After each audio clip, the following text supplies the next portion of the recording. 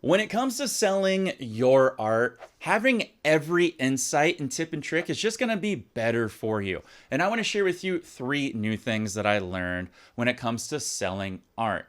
Number one is really unique, and I never really thought about this up until my last time selling. Don't make all of your pieces big, bright, and colorful. You want to have a menagerie, big word for me there, of different type of art that's going to resonate with different type of people.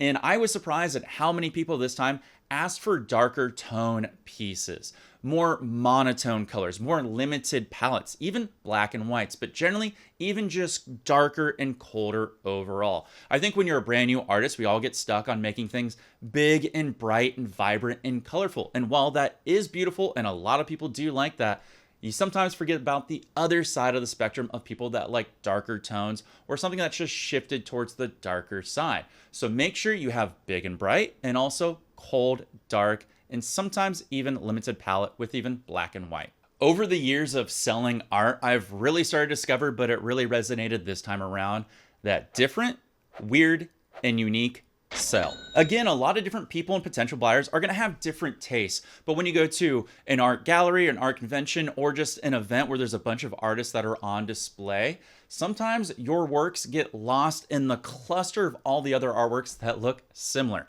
When you have something that's different, a little bit weird, or unique, your artwork's going to stand out and has a potential to resonate with a potential buyer. And that's when you can start really moving some artworks. So my advice here is don't be afraid to experiment. Go outside your comfort zone when it comes to creating your artworks and also when selling your artworks, because sometimes they have huge profits to them. For number 3, I'm going to say it, business cards are dead. Well, they're kind of dead. They do have their uses, but that's for another video.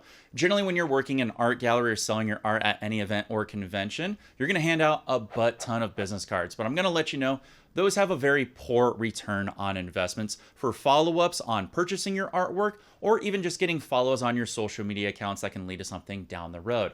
This time around, I didn't do any business cards. I actually just did QR codes. It makes it more active and more engaging. There's less barriers of entry to make them actually follow. When they pull out their phone, scan the code, the links pull up right away, and they can follow whatever social media accounts they want from there and keep up with your artworks and eventually become potential buyers down the road or even shop on your online store. I've seen this work way better for me than business cards.